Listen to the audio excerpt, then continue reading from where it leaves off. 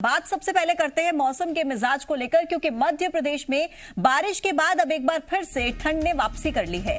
मौसम विभाग ने धार, इंदौर समेत कई जिलों में शीतलहर का अलर्ट जारी किया है। मौसम विभाग के मुताबिक इंदौर, धार, शाजापुर और उज्जैन में कोल्ड डे रहने का अनुमान है, जबकि ग्वालियर, दतिया, भिंड और मुरैना में कोहरे का अलर्ट है। मौसम विभाग ने छतरपुर, टीकमगढ़ और सीधी में भी कोहरे की संभावना जताई है। इस बीच मध्य प्रदेश में तापमान में गिरावट का सिलसिला लगातार जारी रहेगा।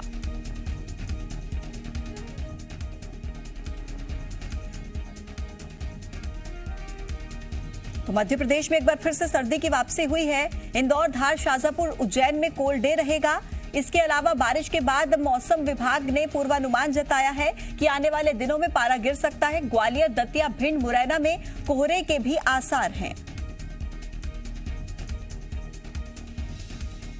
तो मौसम को लेकर ज्यादा अपडेट दे रहे हैं जी मीडिया संवाददाता वासु चौरे। वासु, एक बार लग रहा था कि अब सर्दी थोड़ा सितम कम ढाएगी, लेकिन एक बार फिर से अब सर्दी का सितम देखा जा रहा है। ठंड ने वापसी कर ली है। क्या अपडेट आने वाले दिनों के लिए?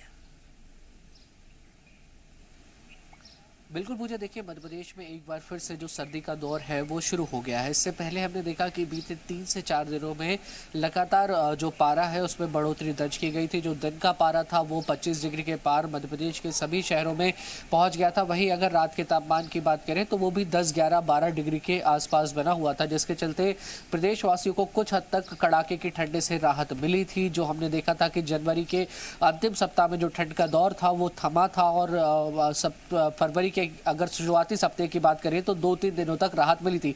लेकिन अब एक बार फिर से उत्तर भारत से तेज सर्द हवाओं का जो सिलसिला है वो शुरू हो गया है। मध्य प्रदेश के अधिकतर हिस्सों में जो सर्द हवाएं हैं अधिकतर जिलों में पहुंच रही हैं और जिसके चलते लगातार तापमान में गिरावट का दौर जो है एक बार फिर से शुरू हो गया है। प्रदेश के अगर अधिकतर इलाकों की बात की जाए तो 4 से 6 डिग्री तक की जो गिरावट है वो दर्ज की गई है। राजधानी भोपाल, इंदौर, जबलपुर, ग्वालियर, चंबल का इलाका हो या फिर मालवा का इलाका हो, इससे अछूते नहीं रहे हैं। और मौसम वैज्ञानिकों को अनुमान है कि आने वाले कुछ और दिनों तक इसी तरह का मौसम बना रह सकता है। हालांकि फरवरी के 2 सप्ताह यानी कि 14-15 फरवरी के बाद ये कहा जा सकता है कि ठंड की विदाई का जो दौर है वो धीरे धीरे शुरू होगा और फिर निश्चित तापमान में जो बढ़ोतरी है वो शुरू हो जाएगी। और इसके बाद ये कहना मुश्किल होगा कि ठंड का एक बार फिर से दौर आ सकता है। लेकिन 14 फरवरी तक कहीं ना कहीं लोगों को इस ठंड का सामना करना होगा, शीतलहर का सामना करना पड़ सकता है। और इस सीजन के 2 से 3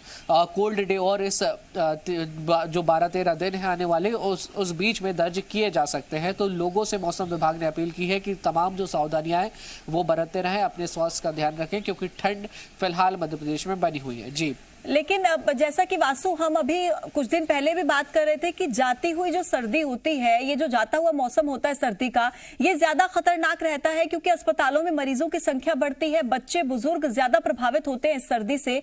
तो ऐसे में जी मध्य प्रदेश छत्तीसगढ़ लोगों से ये अपील भी कर रहा है, उन्हें जागरूक भी कर रहा है कि इस जाती हुई सर्दी को हल्के में ना लें।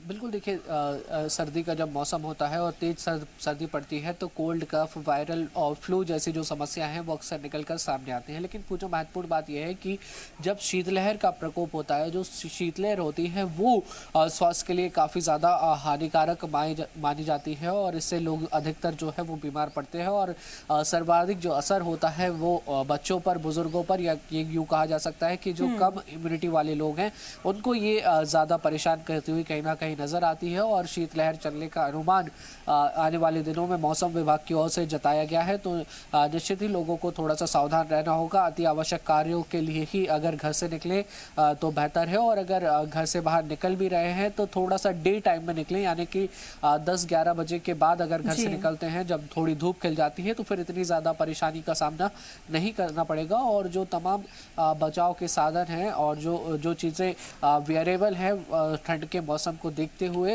उनका अगर उपयोग करेंगे तो बहुत ज्यादा दिक्कत नहीं होगी। बिल्कुल वासु, बहुत शुक्रिया आपका अपडेट्स हम तक पहुंचाने के लिए।